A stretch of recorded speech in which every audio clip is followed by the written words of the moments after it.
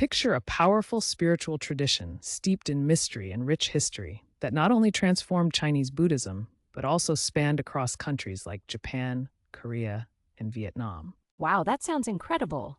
But what exactly is Chinese Esoteric Buddhism? It's a fascinating blend of Tantra and esoteric practices that thrived particularly during the Tang dynasty.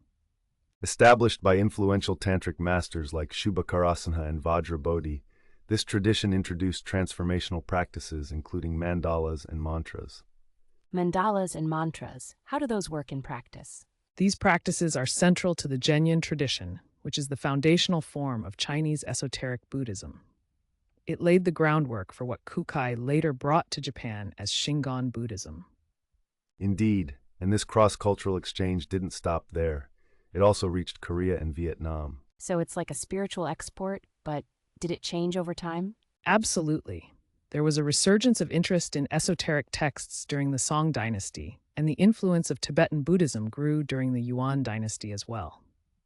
And by the Ming dynasty, esoteric practices had woven themselves into various strands of Chinese Buddhism, creating a rich tapestry of teachings.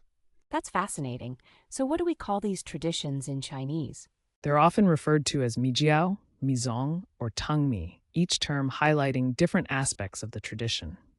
Each term reflects the intricate history and teachings that evolved over centuries. Now let's explore the terminology used in Chinese Esoteric Buddhism. Sure. I've heard it referred to as Tángmì. What does that mean exactly? Tángmì refers specifically to the Tang esotericism. It's how the tradition is known in contemporary Chinese-speaking regions like Taiwan and Malaysia. That's right, and it's often tied to Hanchuan Mìzōng, which translates to Han Transmission Esoteric Tradition. That's a mouthful. Does this connection to the Tang dynasty influence its practices in Japan? Definitely. The term Dongmi, or Eastern esotericism, signifies the transmission of these teachings through Kūkai to Japan. Wow, so it's like a bridge connecting different cultures. But during the Tang dynasty, was there a specific way these teachings were referred to? Yes, in fact, terms like mantra teaching and path of mantras were commonly used to describe the teachings of Tantric masters. So Vajrayana was also part of the terminology? Exactly. It's a term used by Chinese masters to encompass these practices.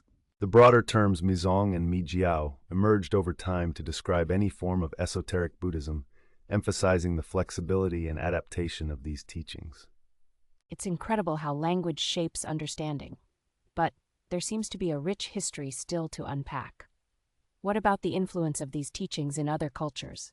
Each territory encountered esoteric Buddhism in its own way, redefining it through local beliefs and practices. I'm eager to learn more. Are there any specific examples of this cultural melding? Absolutely. There's much to uncover about how these traditions adapted in places like Japan and Korea, and we will definitely touch on that soon. Can't wait. This makes me curious about what else we might discover next.